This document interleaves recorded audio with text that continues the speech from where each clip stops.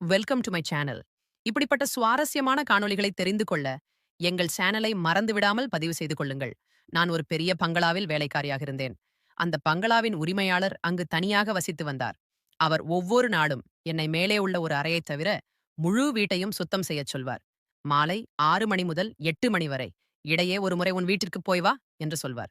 அந்த 2 மணி நேரம் உரிமையாளர் தனியாக என்ன செய்கிறார் என்று நான் ஆச்சரியப்பட்டேன். ஒரு நாள் வீட்டிற்கு போகிறேன் என்ற பெயரில் நான் உரிமையாளரின் அறையில் ஒளிந்து கொண்டேன். ஆனால் சிறிது நேரத்திற்குப் பிறகு நான் பார்த்த காட்சியால் என் ஆன்மாவே நடுங்கியது. ஏனென்றால் அங்கு அந்த உரிமையாளர் ஒரு பெண்ணுடன் ஆசை தீரச் செயலில் ஈடுபட்டிருந்தார். அதை நான் நேரில் பார்த்தவுடன் அவரும் என்னை பார்த்துவிட்டார். அவரும் என்னை அழைத்து என்னை விடிய விடிய ஆசை தீர. என் பெயர் ரேகா. நான் ஏழையாகவும் பேராசை கொண்ட ஒரு பெண்ணாகவும் இருந்தேன். சிறு சிறு திருட்டுக்கு வாய்ப்பு கிடைத்தால் நான் திருடுவேன். ஏனென்றால் நான் என் முழு வாழ்க்கையையும் ஒவ்வொரு ஆசைக்காகவும் இயங்கியே கழித்திருந்தேன். நான் ஒரு வீட்டில் பகல் மற்றும் இரவு வேலை செய்து கொண்டிருந்தேன். என் உரிமையாளர் நல்ல மனிதராக இருந்தார். சம்பளத்தை நன்றாக கொடுத்தார். ஆனால் அவர் அந்த பங்களாவில் தனியாகவே வசித்து வந்தார். எனக்கு 20 வயசாகிறது. என் தாய் முன்பு இதே உரிமையாளரின் வீட்டில் வேலை செய்து வந்தார்.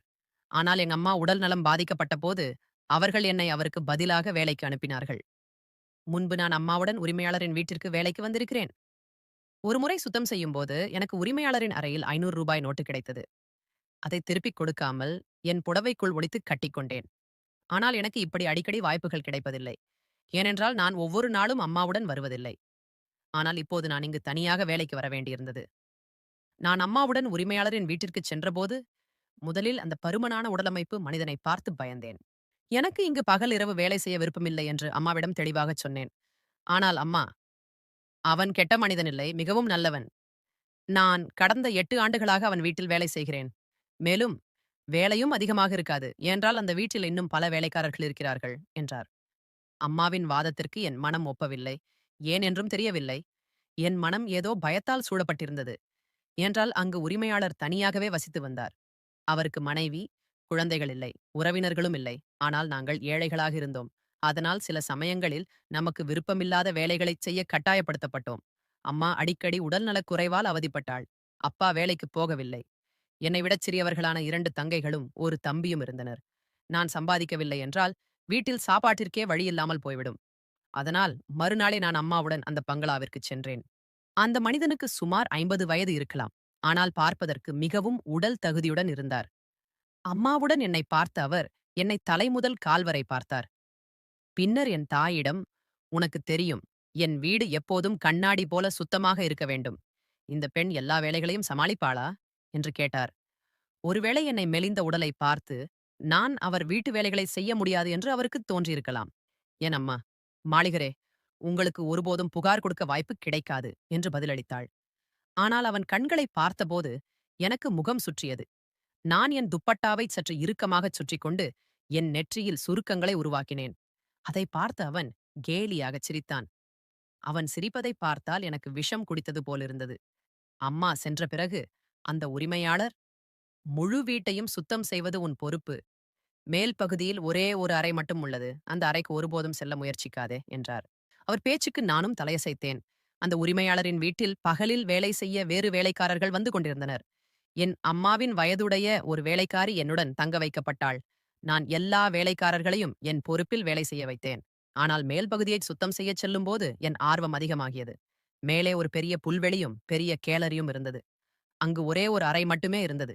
இவ்வளவு பெரிய பளிங்கு புல்வெளி இருந்தும் ஒரே ஒரு அறை மட்டும் இருக்கிறதே என்று எனக்கும் ஆச்சரியமாகவே இருந்தது.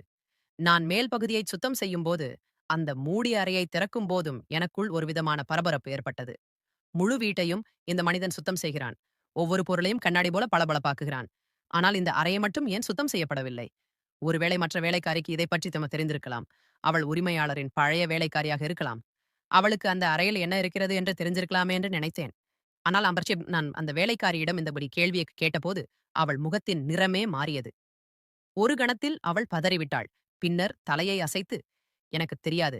நான் அந்த அறைக்கு ஒருபோதும் போனதில்லை. நீங்கள் ஏன் கேட்கிறீர்கள்? அந்த அறைக்கு போக வேண்டாம் என்று மாளிகர் சொல்லவில்லையா? அவர் உங்களுக்கு ஒருபோதும் அந்த அறைக்குச் செல்லத் தடை விதிக்கவில்லையா என்று என்னை கேள்வி கேட்கத் தொடங்கினாள். அவளுடைய அந்தச் செயலை பார்த்து அந்த அறையில் என்ன இருக்கிறது என்று தெரிந்து கொள்ள என் ஆர்வம் மேலும் அதிகமாகியது. ஆனால் அந்த வேலைக்காரியின் முன்னால் பேச்சை மாற்றினேன். ஆமாம். அந்த அறைக்கு போக வேண்டாம் என்று எனக்கும் சொல்லியிருக்கிறார். அதனால்தான் நீங்கள் தற்செயலாக அந்த அறைக்கு போயிருக்கிறீர்களா என்று கேட்டேன். என்று விஷயத்தை சரி செய்ய முயற்சித்தேன். அவள் என்னை உற்று பார்த்துவிட்டு மீண்டும் தன் வேலையைச் செய்யத் தொடங்கினாள். நான் சமையல் செய்து கொண்டிருந்தேன். ஆனால் எனக்கு ஆச்சரியமாக இருந்தது என்னவென்றால், அவன் மாலை 6 மணிக்கு வீட்டிலுள்ள எல்லா வேலைக்காரர்களையும் வீட்டை விட்டு வெளியே அனுப்பிவிடுவான். வெளியே உள்ள முதன்மை காவலில் காவலாளிக்கும், "நீ இரவு 8 மணிக்குப் பிறகு வா" என்று சொல்வான். எனக்கும், "இரவு 6 மணி முதல் 8 மணி வரை நீ உன் வீட்டிலேயே இரு" என்று சொல்வான். இதனால் அந்த மனிதன் எனக்கு சந்தேகத்தை ஏற்படுத்தினான். நானோ அல்லது அங்குள்ள வேலைக்காரர்களோ சமையலறையில் சமையல் வேலை செய்யும்போது, அவன் அடிக்கடி மேலே சென்று வருவான். அவனுடைய பார்வை எப்போதும் அந்த அறையை நோக்கியே இருக்கும். நாங்கள் அந்த அறையை திறக்க முயற்சிப்போம் என்று அவனுக்கு பயமாக இருக்கலாம் என்று நினைத்தேன். அப்படியென்றால், அந்த அறையில என்ன இருந்தது? அவன் அறையில் யாரையும் உள்ளே செல்ல விடவில்லை. இவ்வளவு பெரிய பங்களாவில் மாலை 6 மணி முதல் 8 மணி வரை அவன் தனியாக என்ன செய்து கொண்டிருந்தான்? இந்த 2 கேள்விகளும் என் மனதில் சுழன்று கொண்டே இருந்தன. என் ஆர்வம் குறைவதற்கு பதிலாக அதிகரிக்கவே தொடங்கியது. சிலருக்கு ஒவ்வொரு விஷயத்தையும் பற்றி அதிகம் யோசிக்கும் பழக்கம் இருக்கும். அவர்களின் மனதில் பலவிதமான கேள்விகள் வரும். அவை அவர்களை தொந்தரவு செய்யும். என் நிலையும் இப்போது அப்படித்தான் இருந்தது. என் தாய் இருந்தால் என்னை அங்கு செல்ல விட மாட்டாள். ஆனால் இப்போது நான் அங்கு நிச்சயமாகச் செல்வேன் என்று முடிவு செய்தேன். ஆனால் என் இந்த பழக்கம் என்னை எங்கு கொண்டு போகப் போகிறது என்பது எனக்குத் தெரியவில்லை. மாலை நான் வீட்டு வேலைகளைச் செய்து கொண்டிருந்தேன். ஆனால் என் மனம் தொடர்ந்து அதே ஒரு புள்ளியை சுற்றிக் கொண்டிருந்தது. அந்த அறையில் என்ன இருக்கலாம்? அந்த அறையில் அவன் யாரையாவது பிணைத்து வைத்திருக்கலாமோ? ஒருவேளை அங்கு ஏதாவது இரகசியமான விஷயம் இருக்கலாம். அல்லது அந்த மனிதன் அங்கு ஏதாவது சட்டவிரோதமான வேலைகளைச் செய்து கொண்டிருக்கலாம்.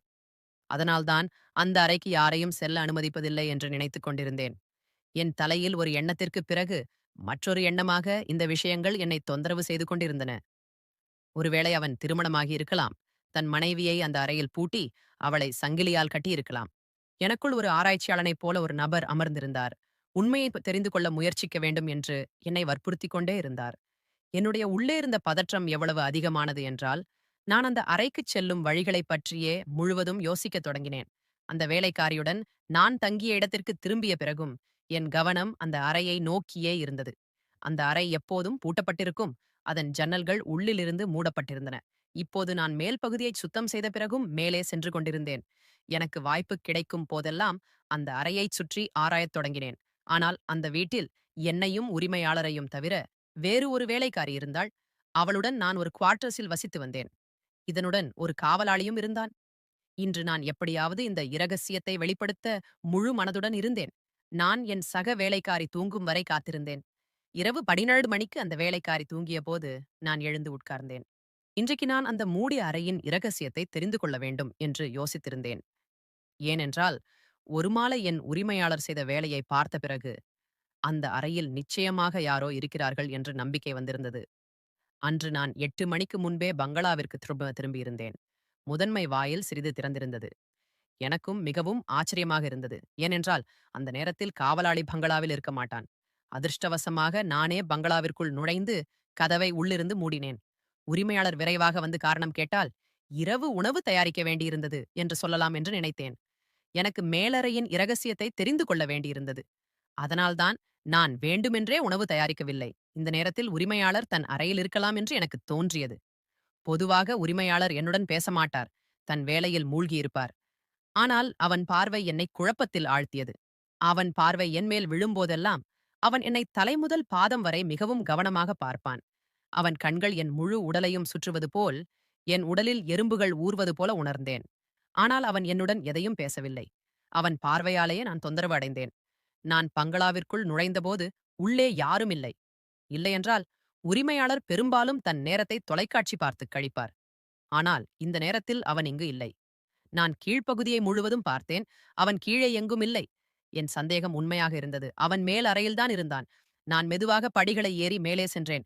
அந்த அறையில் வெளிச்சம் எறிவதை நான் தொலைவிலிருந்தே பார்த்தேன். ஆனால் என்னை அதிர்ச்சியடைய வைத்த விஷயம் என்னவென்றால், அந்த அறையிலிருந்து உரிமையாளர் பேசும் சத்தம் கேட்டது. அவன் மிகவும் மெதுவாக பேசியதால் அவன் எந்த வார்த்தையையும் என்னால் புரிந்து கொள்ள முடியவில்லை. அவன் என்ன பேசுகிறான் என்று எனக்கும் தெரியவில்லை. நான் அறையின் அருகில் சென்று கதவில் காது வைத்து கேட்டேன். எனக்கு அவன் வார்த்தைகள் கேட்கவில்லை. இந்த மனிதன் தனியாக வாழ்கிறான். அப்படியென்றால் இவன் பைத்தியமாக இருக்கிறானா? ஏனென்றால் மூடிய அறையில் தனியாக பேசிக் கொண்டிருக்கிறான் என்று நானே யோசித்தேன். ஆனால் மற்றொரு சத்தத்தை கேட்டு நான் அதிர்ந்து போனேன். ஏனென்றால் அது ஒரு பெண்ணின் குரலாக இருந்தது. என் எல்லா சந்தேகங்களும் உண்மை என்று நிரூபிக்கப்பட்டது. ஏனென்றால் உரிமையாளர் அந்த அறையில் 3, 4 பெண்களுடன் இருக்கலாம் என்று எனக்கு தோன்றியது. இந்த மனிதன் மற்ற பெண்களை வீட்டிற்குள் அழைத்து அவர்களுடன் தவறாக நடந்து கொள்கிறான். இந்த எண்ணமே என்னை பயமுறுத்தியது. நான் உடனே கீழே இறங்கி என் குவார்ட்டர்ஸுக்கே சென்றேன். என் இதயம் பலமாக துடித்தது. என் முகத்தில் பயம் பதிந்திருந்தது. விரைவாக வருவதற்கு இப்போது எனக்கு வருத்தமாக இருந்தது. சிறிது நேரத்திற்குப் பிறகு கடிகாரத்தில் 8 மணியானது. திடீரென்று நான் மனதிற்குள் இறைவனை நினைத்து, இறைவனே, இந்த மனிதரிடமிருந்து என் கௌரவத்தை காப்பாற்று என்று பிரார்த்தனை செய்தேன். நான் என் வீட்டிற்கு திரும்புவது பற்றி யோசிக்கத் தொடங்கினேன். நான் இங்கு வேலை செய்ய முடியாது. ஏனென்றால் அந்த மனிதனின் பார்வை எனக்கு பிடிக்கவில்லை. இப்போது அவன் மேலறையில் ஏதோ நடக்கிறது என்ற இரகசியம் எனக்கு தெரிந்துவிட்டது. நான் இப்படி யோசித்துக் கொண்டிருக்கும்போது என் அறையின் கதவு சத்தமாக தட்டப்பட்டது. நான் ஏற்கனவே பயந்து உட்கார்ந்திருந்தேன். அவன் கதவை தட்டியபோது நான் நடுங்கத் தொடங்கினேன். நிச்சயமாக அது உரிமையாளராகத்தான் இருக்க வேண்டும். அவனைத் தவிர வேறு யாராக இருக்க முடியும்? அவன் என்னை விரைவாக இங்கு வர காரணம் கேட்பான். நான் என்ன பதில் சொல்வது? அவனுக்கு என் மீது சந்தேகம் வந்ததால் என்று பயந்து, யார் அது என்று கேட்டேன். ஆனால் அது என்னுடன் அதே குவார்ட்டர்ஸில் வசித்த வேலைக்காரியாக இருந்தாள். அவளை பார்த்ததும் நான் நிம்மதி பெருமூச்சு விட்டு கதவை திறந்தேன். அவள் என்னைச் சந்தேகத்துடன் பார்த்து, நீ எப்போது வந்தாய்? உள்ளே எப்படிச் சென்றாய்? எப்போதும் நாம் இருவரும் சேர்ந்துதான் பங்களாவிற்கு வருவோம். பின்னர் காவலாளிக்காக காத்திருப்போம். ஏனென்றால் முதன்மை வாயிலின் சாவி காவலாளிடம்தானே இருக்கும் என்றாள். நான் என் பயத்தை கட்டுப்படுத்தி, நான் இங்கு வந்தபோது கதவு திறந்திருந்தது. அதனால்தான் குவார்ட்டர்ஸுக்கு வந்தேன் என்றேன். அதற்கு அவள், காவலாளி இப்போதுதான் இங்கு வந்தான். ஆனால் பங்களாவின் கதவு உள்ளே எப்படி பூட்டியது என்று யோசித்தாள். அப்போதுதான் அவள் ஏன் இப்படி கதவை தட்டுகிறாள் என்று எனக்கு புரிந்தது. ஏனென்றால் அறையில் யாரோ திருடன் வந்திருக்கிறான் என்று அவள் நினைத்திருக்கலாம். இரவு உணவு சாப்பிட்ட பிறகு படுக்கச் செல்லும்போது என் கண்களிலிருந்து தூக்கம் தொலைவாகி இருந்தது. ஒருபுறம் இன்று மேலறையில் நடந்த சம்பவத்தால் நான் பயந்து கொண்டிருந்தேன். ஆனால் மறுபுறம் அந்த இரகசியத்தை முழுவதுமாக தெரிந்து கொள்ள வேண்டும் என்ற ஆர்வமும் இருந்தது. நான் தூக்கமில்லாமல் நீண்ட நேரம் புரண்டு படுத்தேன். அவன் கெட்டவனாக இருந்தாலும் அவனுக்கு எந்த பயமும் இருக்கிறதா என்று யோசித்தேன். அவன் எல்லா வேலைக்காரர்களையும் வீட்டை விட்டு வெளியே அனுப்பிவிட்டு தன் கெட்ட பழக்கத்தை பூர்த்தி செய்கிறான். ஆனால் இது அவன் வீடு. எல்லோர் முன்னிலையிலும் தன் இந்த பழக்கத்தை பூர்த்தி செய்தாலும் அவனுக்கு எதுவும் சொல்லும் தைரியம் வேலைக்காரர்களுக்கு இல்லை. அவனுக்கு மனைவி குழந்தைகள் இல்லை. அப்படியென்றால் மாலையில் 2 மணி நேரம் என்ன செய்கிறான்? அந்த அறை என் மனதில் எப்போதும் தொலைத்துக் கொண்டே இருந்தது. அந்த நேரத்தில் உரிமையாளர் தன் அறையிலேயே இருப்பார். இது என்ன விஷயம் என்று பார்க்க நான் மெதுவாக மேலறைக்குச் செல்ல வேண்டும் என்று யோசித்தேன். ஆனால் அங்கு எனக்கு காணப்படும் காட்சி என் உயிரையே பறிக்கும் என்று அப்போது எனக்கு தெரியவில்லை. நான் என் படுக்கையிலிருந்து எழுந்து உட்கார்ந்திருந்தேன். என் பக்கத்தில் அந்த வேலைக்காரி ஆழ்ந்த உறக்கத்தில் இருந்தாள். நான் மெதுவாக எழுந்து அறையிலிருந்து வெளியே வந்து பாதை வழியாக வாசலுக்கு வந்தேன். காவலாளி தன் நாற்காலியில் தலை கவிழ்ந்து தூங்கிக் கொண்டிருந்தான். அதனால் நான் மிகவும் எச்சரிக்கையுடன் படிகளை ஏறி வாசலுக்கு வந்தேன். முழு வாசலும் இருட்டால் சூழப்பட்டிருந்தது. நான் மெதுவாக படிகளை ஏறத் தொடங்கினேன். அந்த நேரத்தில் என் இதயம் பலமாக துடித்துக் கொண்டிருந்தது. சிக்கிக்கொள்ளும் பயமும் இருந்தது. நான் அறையின் அருகில் சென்றபோது கதவு பாதி திறந்திருந்தது. நான் உள்ளே எட்டிப் பார்த்தேன். அந்த நேரத்தில் அறையில் யாரும் இல்லை. நான் பயந்து அறைக்குள் சென்றேன். அறையின் உள்ளே விளக்குகள் எரிந்து கொண்டிருந்தன. ஏசியும் இயக்கப்பட்டிருந்தது. ஆனால் முழு அறையும் காலியாக இருந்தது. இறுதியாக, அறை காலியாக இருந்தால் திறந்திருப்பது ஏன் என்று எனக்கு புரியவில்லை. நான் உள்ளே சென்று அறையை பார்க்கத் தொடங்கினேன். அது ஒரு அறையாக இல்லாமல் ஏதோ அரண்மனை போல் இருந்தது. அங்கு வைக்கப்பட்டிருந்த அலங்கார பொருட்கள் பழங்கால பொருட்களாக இருந்தன. முழு அறையின் சுவர்களும் கண்ணாடி பதிக்கப்பட்டிருந்தன. அறையின் எல்லா விளக்குகளும் எரிந்து கொண்டிருந்ததால் அறையில் பகற்பொழுது சூழல் போல் உணர்ந்தேன். நான் முழு அறையையும் ஆச்சரியத்துடன் பார்த்துக் கொண்டிருந்தேன். உரிமையாளர் தனியாக வாழ்கிறார். அவருக்கு மனைவி குழந்தைகள் இல்லை. அப்படியென்றால் இந்த அறையில் பெண்களின் பொருட்கள் ஏன் உள்ளன? அறை அந்த நேரத்தில் முழுமையாக காலியாக இருந்தது. ஒரு பக்கம் 6, 7 கதவுகளைக் கொண்ட அலமாரி திறந்திருந்தது. அதில் பெண்களின் உடைகள் நிரம்பியிருந்தன. ஒரு பெரிய ஒப்பனை மேசை இருந்தது. அங்கு உலகின் எல்லா ஒப்பனை பொருட்களும் ஏராளமான விலையுயர்ந்த நகைகளும் வைக்கப்பட்டிருந்தன. இவை அனைத்தையும் பார்த்த பிறகு என் வாயில் நீர் ஊறியது. நம்மை போன்ற மக்கள் இந்த பொருட்களுக்காக இயங்குகிறோம். அதனால்தான் ஒப்பனை மேசைக்கு முன்னால் சென்றேன். எல்லா நகைகளையும் எடுத்துப் பார்க்கத் தொடங்கினேன். அந்த அழகான நகைகளை பார்த்தவுடன் என் மனம் திருடத் தொடங்கியது. இங்கிருந்து ஏதாவது எடுத்துச் சென்றால் யாருக்கு என்ன தெரியும்? என் பேராசை என் கண்களை பிரகாசிக்க வைத்தது. நான் விரைவாக சில நகைகளை என் துப்பட்டாவில் வைத்து அறையிலிருந்து வெளியே வந்து என் குவார்ட்டர்ஸுக்குச் சென்றேன். விரைவாக அந்த எல்லா பொருட்களையும் என் உடைகள் இருக்கும் பையில் வைத்தேன். எனக்கு திருடும் பழக்கம் இருந்தது. மேலும் எனக்கு அலங்கரித்துக் கொள்ளும் பைத்தியமும் இருந்தது. என் ஏழ்மையால் தீபாவளியின் போது மட்டுமே கண்ணாடி வளையல்களை வாங்க முடிந்தது. ஆனால் நான் எப்போது சந்தைக்குச் சென்றாலும் பெரிய பெரிய நகைக்கடைகளை பார்க்கும்போது அவை அனைத்தையும் அணிய வேண்டும் என்று என் மனம் விரும்பியது. இவன் மிகவும் பணக்காரன். நான் சிறிது பொருட்களை எடுத்தால் என்ன வித்தியாசம் என்று யோசித்தேன். ஆனால் அதற்கு நான் மிகப்பெரிய விலையை செலுத்த வேண்டியிருக்கும் என்று அப்போது எனக்கு தெரியவில்லை. என் எல்லாவற்றையும் இழப்பேன் என்றும் எனக்கு புரியவில்லை. இன்று காலை நான் மிகவும் மகிழ்ச்சியாக இருந்தேன். மாலை நான் வீட்டிற்குச் செல்லும்போது என் எல்லா பொருட்களையும் எடுத்துச் சென்றேன். அந்த எல்லா நகைகளையும் ஒப்பனைப் பொருட்களையும் என் பீரோவில் மறைத்து வைத்தேன். இப்போது இது தினமும் என் வேலையாகிவிட்டது. சில நாட்களுக்குப் பிறகு வாய்ப்பு கிடைக்கும்போது நான் அந்த அறைக்குச் செல்வேன். இப்போது நான் விலையுயர்ந்த உடைகளையும் திருடத் தொடங்கினேன். என் பேராசை நாளுக்கு நாள் அதிகரித்து வந்தது. எவ்வளவு என்றால், ஒவ்வொரு 2, 3 நாட்களுக்கும் நான் அந்த அறைக்குச் செல்வேன். ஒருமுறை நான் அந்த அறையில் நகைகளை பார்த்துக் கொண்டிருக்கும்போது எனக்கு தங்க மாலை கண்ணில் பட்டது. இதுவரை நான் ஒப்பனைப் பொருட்கள் மற்றும் செயற்கை நகைகளை மட்டுமே திருடியிருந்தேன். தங்கப் பொருட்களை திருட முடியாது என்று தோன்றியது. அதனால் நான் குவார்ட்டர்ஸுக்கு திரும்பினேன். ஆனால் மனிதனின் பேராசை ஒருமுறை தொடங்கினால் அது ஒருபோதும் முடிவதில்லை. மாறாக காலப்போக்கில் அதிகமாகிறது. என் நிலையும் அப்படித்தான் இருந்தது. நான் படுக்கக் கண்களை மூடினாலும் என் கண்முன் அந்த தங்க மாலையே தோன்றியது. பெட்டியில் வைக்கப்பட்டிருந்த விலையுயர்ந்த புடவைகள் என்னை பதற வைத்தன.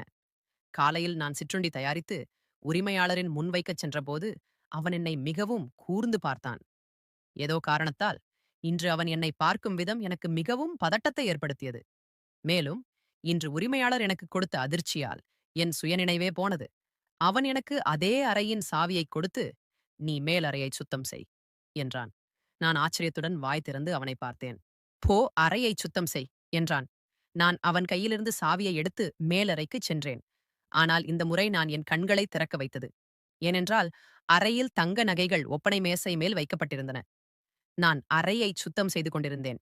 பின்னர் அறையிலிருந்து வெளியே செல்வதற்கு பதிலாக ஒப்பனை மேசை மேல் வைக்கப்பட்டிருந்த சூட்கேஸில் இருந்த தங்க நகைகளை பார்க்கத் தொடங்கினேன். இவ்வளவு நகைகளை பார்த்த பிறகு நான் சிறிது எடுத்தால் யாருக்கு தெரியப் போகிறது என்று யோசித்தேன். ஆனால் பிறகு ஏதோ யோசித்து நான் எதையுமே எடுக்காமல் அறையை சுத்தம் செய்து வெளியே வந்தேன். இரவு படுக்கும்போது என் கண்முன் அந்த நகைகள் ஓடிக்கொண்டிருந்தன. எனக்கு முதலில் சிறு சிறு திருட்டுப் பழக்கம் இருந்தது. அதனால் எனக்கு திருப்தி இல்லை. அதனால் நான் எழுந்து மேலறைக்கு வந்தேன். அறை இன்னும் திறந்திருந்தது. நான் விரைவாக ஒப்பனை மேசை பெட்டிகளை திறந்து நகை பெட்டியை தேடினேன். அது எனக்கு 3வது பெட்டியில் கிடைத்தது. நான் சூட்கேஸிலிருந்து கனமான தங்கக் கம்மல்களை எடுத்து அணிந்தேன். அதை அணிந்த பிறகு என் முகம் பிரகாசித்தது. பின்னர் நான் அந்த கம்மல்களை கையில் பிடித்து வெளியே செல்லத் தொடங்கினேன். ஆனால் திடீரென்று அந்த மனிதன் என் முன்னால் நின்றான். அவனை பார்த்தவுடன் என் உடல் முழுவதும் பதறிப்போனது. என் உடலிலிருந்து யாரோ உயிரை எடுத்தது போலிருந்தது. நான் சிக்கிக் கொண்டேன். Welcome to my channel. இப்படிப்பட்ட சுவாரஸ்யமான காணொளிகளை தெரிந்து கொள்ள எங்கள் சேனலை மறந்துவிடாமல் பதிவு செய்து கொள்ளுங்கள். நான் ஒரு பெரிய பங்களாவில் வேலைக்காரியாக இருந்தேன். அந்த பங்களாவின் உரிமையாளர் அங்கு தனியாக வசித்து வந்தார். அவர் ஒவ்வொரு நாளும் என்னை மேலே உள்ள ஒரு அறையைத் தவிர முழு வீட்டையும் சுத்தம் செய்யச் சொல்வார். மாலை 6 மணி முதல் 8 மணி வரை இடையே ஒரு முறை உன் வீட்டிற்குப் போய் வா என்று சொல்வார். அந்த 2 மணி நேரம் உரிமையாளர் தனியாக என்ன செய்கிறார் என்று நான் ஆச்சரியப்பட்டேன். ஒரு நாள் வீட்டிற்குப் போகிறேன் என்ற பெயரில் நான் உரிமையாளரின் அறையில் ஒளிந்து கொண்டேன். ஆனால் சிறிது நேரத்திற்குப் பிறகு நான் பார்த்த காட்சியால் என் ஆன்மாவே நடுங்கியது. ஏனென்றால் அங்கு அந்த உரிமையாளர் ஒரு பெண்ணுடன் ஆசை தீரச் செயலில் ஈடுபட்டிருந்தார். அதை நான் நேரில் பார்த்தவுடன் அவரும் என்னை பார்த்துவிட்டார். அவரும் என்னை அழைத்து, என்னை விடிய விடிய ஆசை தீர. என் பெயர் ரேகா. நான் ஏழையாகவும் பேராசை கொண்ட ஒரு பெண்ணாகவும் இருந்தேன். சிறு சிறு திருட்டுக்கு வாய்ப்பு கிடைத்தால் நான் திருடுவேன். ஏனென்றால் நான் என் முழு வாழ்க்கையையும் ஒவ்வொரு ஆசைக்காகவும் இயங்கியே கழித்திருந்தேன்.